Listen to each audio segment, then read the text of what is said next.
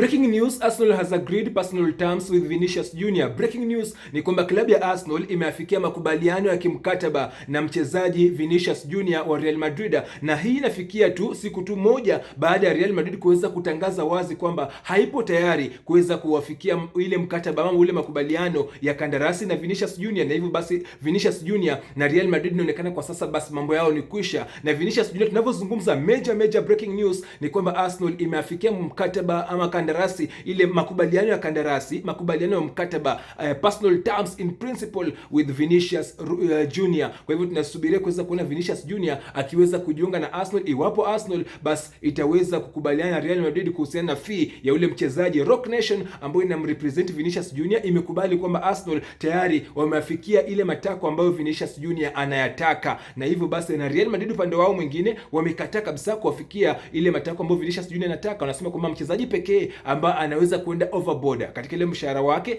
basi ni mchezaji Kylian Mbappe, na yule mchezaji anaitwa yule mchezaji Mwingereza Jude Bellingham. Kwa hivyo kwa sasa tunavyozungumza Vinicius Junior is on his way out, na inasemekana kwamba Mourinho pia hamtaki kabisa Abdel Katana mchezaji huyu Vinicius Junior. Tasubiria kuweza kuona iwapo Real Madrid itakuwa inakamilisha ama itakuwa inafanya mazungumzo na Arsenal kuhusiana na kumuuza Vinicius Junior kwa Arsenal, lakini kwa sasa Vinicius Junior ashakubali kandarasi ama mkataba wa kibinafsi na Arsenal.